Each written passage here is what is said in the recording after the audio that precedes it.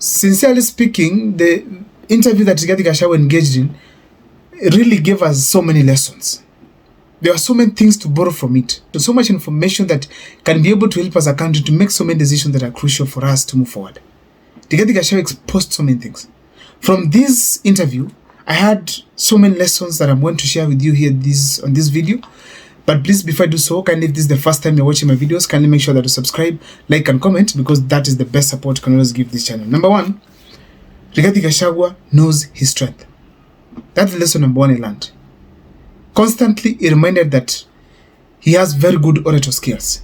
And personally, I've done so many videos and said that in this country as we speak today, there's nobody who has good and proper orator skills like the gentleman Rigathi Gachagua himself. For the past many years, not even Raila Amolo Odinga.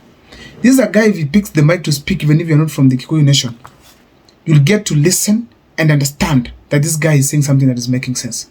If he stands and speaks to the people, he's speaking sense. Just listen to him.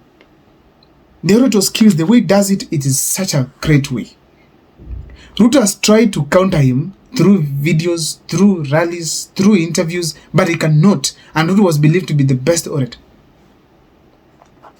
The next one is mobilization. Rigathi Gachagua is a great mobilizer, and he knows that very well. He quoted not just once but several times in the interview that he mobilized in the mountain region to vote for President William Ruto. He managed to deal with Uhuru Kenyatta and many other leaders from the mountain region to ensure that William Ruto has gotten his way through the mountain. So therefore, Rigathi Gachagua knows that he's a mobilizer. He also knows that he's wealthy. Unlike many other leaders who get into politics to be rich, Rigathi Gachagua already has proven he's very rich. Funding President William Ruto's campaign for all the cases, funding William Ruto's campaign. Hey, that was serious to me. Therefore, he's wealthy, able to run opposition, able to campaign in the mountain, able to run a party. The other one is the fact that he's persuasive. Whenever he speaks, he can persuade people. He can ask them to do this and that, because he managed to literally make a comeback from taking William Ruto to mountain to taking him out of the mountain and asking for apologies actually. That shows very well that Rigathi Gachagua is a serious persuasion guy. I also want to say that Rigathi Gachagua knows he's smart. Every decision he makes is very smart. And every time he makes a statement, he's very smart. William Ruto has been destroyed by Rigathi Gachagua not once. Imagine William Ruto spent 5 days or 6 in the mountain region, but Rigathi Gachagua spent probably 1 hour or so to destroy his entire Mount Kenya journey. Completely, not just Mount Kenya journey, the entire reputation in the country. Because if he has exposed him to be the way he is, funding the chaos in Sudan, actually engaging in with M23, corruption cases in the country, then William Ruto is finished. Finished completely. Another strength of Rigathi Gachagua is being courageous. Something that most people fear. Courageous leaders are terrible. They say anything at any time so long as they are right. Also, he was able to expose the type of William Ruto we have, because he said, this gentleman, first of all, he is corrupt. In his own words, by saying that every effort he makes, there's benefit. He talked of the planting of trees. He talked of DEFC engagement with William Ruto in various corruption cases. The Russian government gave us 40,000 metric tons of fertilizer. The donation. It was given to this man called Maisha Minerals by the president. And another 30,000 metric tons from Algeria given to the same man. They blended and sold it to government. A donation from Russia, a donation from Algeria was processed and sold to the Kenya government at the same price that we were buying fertilizer from. And I would like you, now that I've told you, go and ask the Ministry of Agriculture, the fertilizer that came from Russia as a donation, which farmers were given free of charge? The ones that came from Algeria, which farmers were given free of charge? The president gave it to Maisha Millers, Defki, his friend, blended, packed, and sold to the Kenya government. They pocketed billions of shillings. That is why we are saying what Muturi was saying, it is true. He talked of the issue to do with Justin Muturi and William Ruto. Such kind of exposure means very well that Rigathi Gachagua exposed William Ruto, which is okay for Kenyans to know him.